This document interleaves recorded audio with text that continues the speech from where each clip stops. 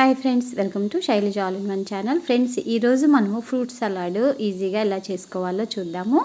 దీనికైతే ఫస్ట్ మనము స్టవ్ మీద పాలు పెట్టుకొని పాలు వేడెక్కాక ఒక 2 గంటలు నానబెట్టుకుని సగ్గుబియ్యం వేసుకోవాలండి. అది సగ్గుబియ్యం కూడా ఆప్షనల్ అనమాట, కానీ చలవ కాబట్టి ఎండాకాలంలో సగ్గుబియ్యం కూడా వేసుకుంటే బాగుంటుంది. ఆ తర్వాత ఇందులో మనము కస్టర్డ్ పౌడరు కలిపి వేసుకోవాలండి. ఒక స్పూనున్నర కస్టర్డ్ పౌడర్ వేసుకోవాలి మన క్వాంటిటీని బట్టి. నేనైతే లీటర్ పాలకి ఒక 1.5 స్పూను కస్టర్డ్ పౌడర్ వేసాను. మరి ఎక్కువ చిక్కగా కావాలి అనుకుంటే కొంచెం కస్టర్డ్ పౌడర్ ఎక్కువ వేసుకోవచ్చు. పాలు మరిగేటప్పుడే షుగర్ కూడా వేసుకోవాలండి. నేను ఆల్రెడీ షుగర్ వేసాను.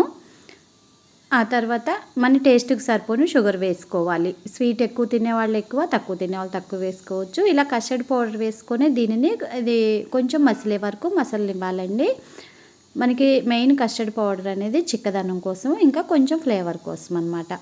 ఇది మసిలాక మనము మొత్తం చల్లారనివ్వాలి. కొంచెం దగ్గర పడ్డాక దీన్ని పూర్తిగా చల్లారనివ్వాలండి. ఆ తర్వాతనే మనం ఫ్రూట్స్ వేసుకోవాలి. ఫస్ట్ యాపిల్ పీల్ చేసేసి మనకి యాపిల్ కట్ చేసుకొని వేసుకోవాలి. ఆ తర్వాత ఇంకా అరటిపండు ముక్కలు, తర్వాత కట్ చేసి పెట్టుకున్న గ్రేప్స్ వేసుకోవాలి. మనకి ఇప్పుడు సీజనల్గా ఏ ఫ్రూట్స్ దొరికితే అవి వేసుకోవచ్చండి.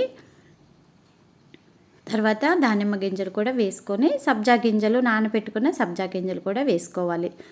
సబ్జా గింజలు అయితే తొందరగానే నానిపోతాయి. ఇవి కూడా సమ్మర్లో మంచిదన్నమాట, చలవ చేస్తాయి కాబట్టి సబ్జా గింజలు కూడా వేసుకోవాలి. ఈ సబ్జా గింజలు సగ్గుబియ్యం అనేది మనకి ఆప్షనల్ అండి. వేసుకుంటే టేస్ట్ బాగుంటుంది, అట్లా చలవ కూడా కాబట్టి వేసుకుంటే బాగుంటుంది. ఇవన్నీ వేసుకొని మొత్తం బాగా మిక్స్ చేసుకోవాలి.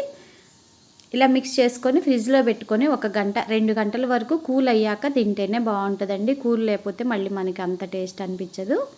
అంతే ఫ్రెండ్స్, ఎంతో టేస్టీగా ఉండే ఫ్రూట్ సలాడ్ రెడీ.